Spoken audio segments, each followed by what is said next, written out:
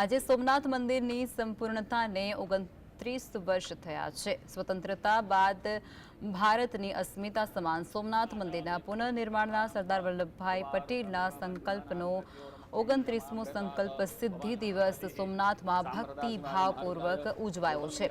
દેશની સ્વતંત્રતા બાદ રત્નકાર સાગરના કિનારે ભગ્ન અવસ્થામાં રહેલ સોમનાથ મંદિરનો જીર્ણોદ્ધાર કરવાનો શ્રી સરદાર વલ્લભભાઈ પટેલે સંકલ્પ કર્યો હતો। ત્યારે કુલ 44 વર્ષે આજનું પ્રવર્તમાન સોમનાથ મંદિર સંપન્ન થયું હતું।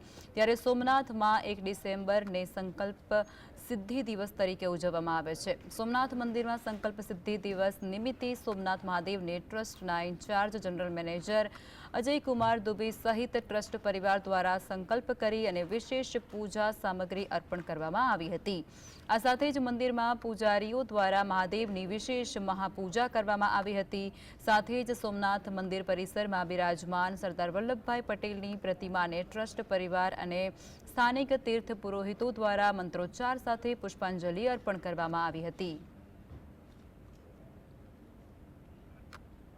आज 1 दिसंबर को 29 साल पूरा हुआ है। देश आज़ाद हुआ उस समय सोमनाथ मंदिर भग्न अवस्था में था और माननीय सरदार पटेल साहब यहाँ पर आए। उन्होंने संकल्प लिया कि ये मंदिर हम पुनः जीर्णोद्धार कराएंगे।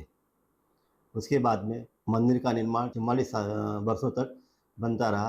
पहले गर्भगृह का निर्माण हुआ, उसके बाद में सभा मंडप और उसके बाद में नृत्य मंडप, जो 1 दिसंबर 1995 को पूर्ण हुआ और तत्कालीन माननीय राष्ट्रपति श्री शंकर दयाल शर्मा के द्वारा देश को समर्पण किया गया।